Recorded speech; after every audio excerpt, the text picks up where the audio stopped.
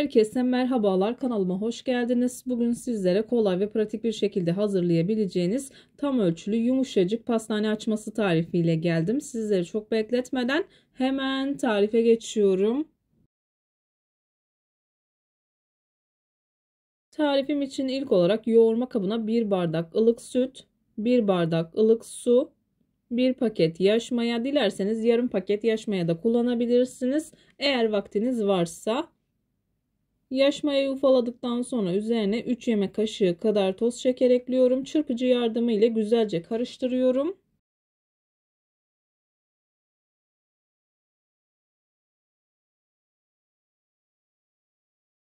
Mayanın ve şekerin eridiğinden emin olduktan sonra 2 adet yumurta akı ekliyorum. 1 çay bardağı sıvı yağ ekliyorum. 1 yemek kaşığı kadar dibinde ayırdım en son hamuru toparlamak için. İyice karıştırdıktan sonra göz kararı olacak şekilde yaklaşık 2 bardak kadar un ekledim. Bunun üzerine 1 tatlı kaşığı kadar tuzumu ekledikten sonra ilk etapta spatula yardımı ile yoğunlaşıncaya kadar karıştırıyorum. Hamur yoğunlaştıktan sonra spatulayı çıkartıp elimle yoğurmaya devam ediyorum.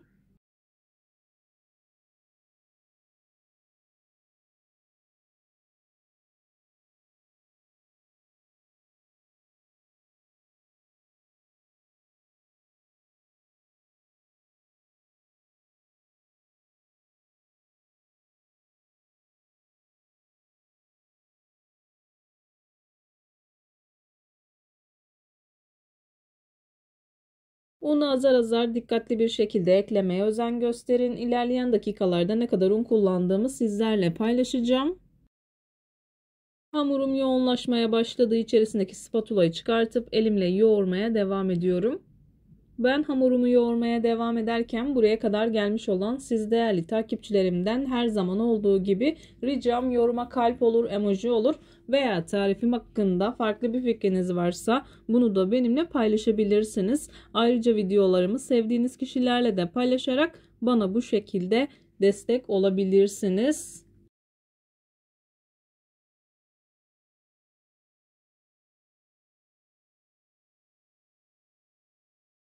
Çok fazla un ekleyerek hamurunuzu sertleştirmeyin. Ben bu tarif için toplamda 6 bardak kadar un kullandım. Unun markasına ve kalitesine göre değişkenlik gösterebilir. Lütfen kontrollü ekleyin.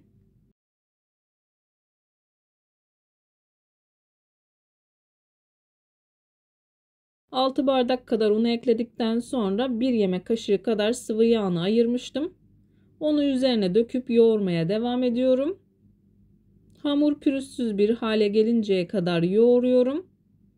Hamur toparlıyorum.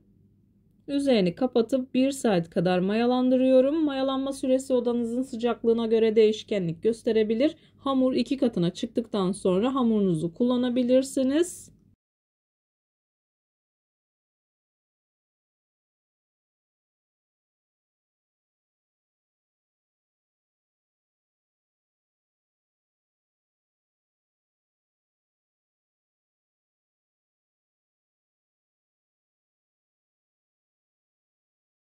Hamurum kalınca bir sofra bezinin içerisine yaklaşık 1 saat kadar mayalandı.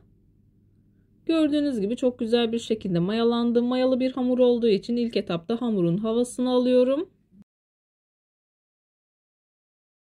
Bu tarz mayalı hamurlarda eğer hamurun havasını almazsanız yaptığınız hamur işi tariflerinden maya tadı ve maya kokusu alırsınız. Hamuru toparlıyorum. Tezgahıma biraz sıvı yağ döküyorum. Hamuru tezgaha aldıktan sonra yuvarlak bir forma getirip daha sonra 12 eşit parçaya bölüp bezelerimi hazırlıyorum.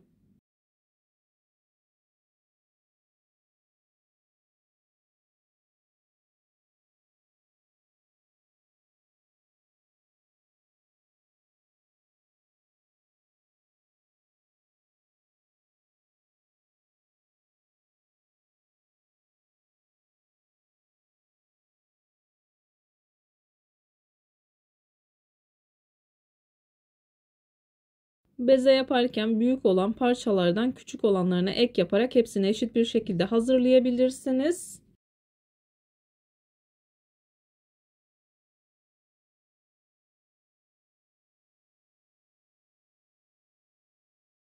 Videolarımda yapmış olduğum tariflerin elimden geldiği kadarıyla püf noktalarını vermeye çalışıyorum ama yine de aklınıza takılan herhangi bir şey olursa yorumlara yazarsanız gördüğüm zaman sizlere dönüş sağlarım. Yine aynı zamanda videonun altındaki açıklama kısmına malzeme listesini tam not olarak ekleyeceğim. Dilerseniz oradan da bakabilirsiniz.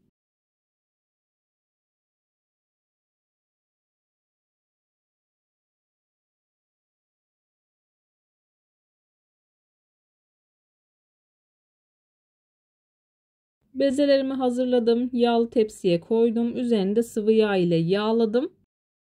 Üzerini streçle kapatıp daha sonra bir tane sofra bezi örtüp yarım saat kadar dinlendiriyorum.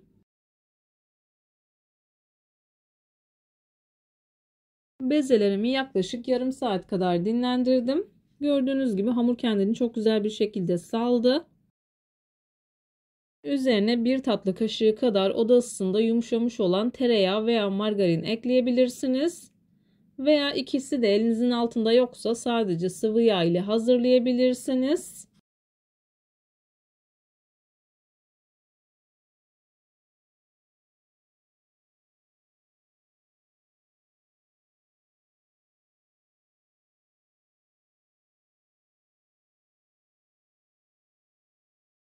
Tereyağını koyduktan sonra videoda görüldüğü gibi hazırlıyorum. Çok fazla açıp büyütmenize gerek yok. Pasta tabağı büyüklüğünde açmanız yeterli olacaktır.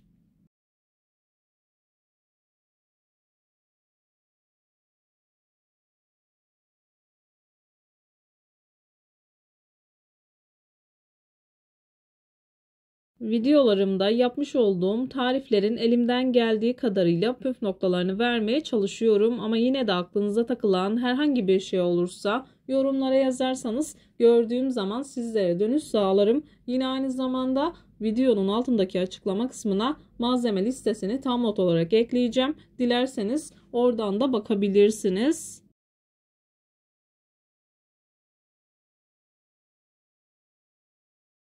Açmaları videoda görüldüğü gibi hazırladım.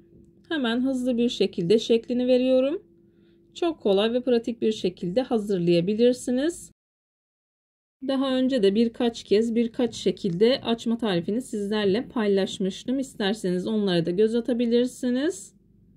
Açmaları hazırladıktan sonra yağlı kağıt serdiğim tepsiye alıyorum.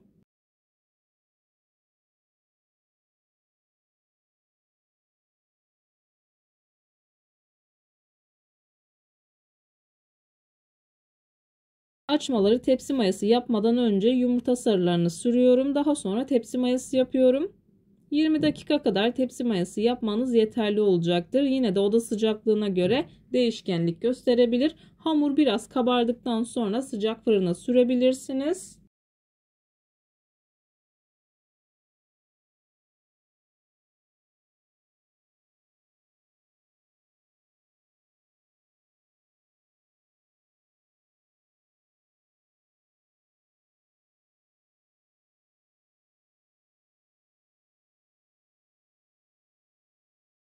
Açmaları yaklaşık 20 dakika kadar tepsi mayası yaptım. Önceden ısıtılmış 170 derecelik fırında altı üstü güzelce kızarıncaya kadar pişirdim. Açmalarım fırından çıktı. Gördüğünüz gibi çok güzel bir şekilde kabarıp kızardılar. Yumuşacık pamuk gibi tel tel oldular. Açmaların ilk sıcaklığı çıktıktan sonra sizler için doku testine geçeceğim.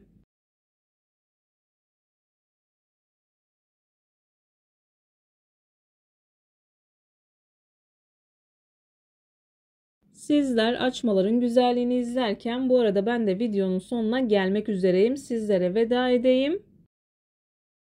Bir videonun bir tarifin daha sonuna geldim. Umarım tarifimi beğenmişsinizdir. Tarifimi beğendiyseniz beğenmeyi, kanalıma hala abone değilseniz kanalıma abone olmayı, bildirim zilini açmayı lütfen unutmayın. Kendinize ve sevdiklerinize çok iyi bakın. Başka bir tarifte, başka bir lezzette görüşmek üzere. Hoşça kalın. Allah'a emanet olun.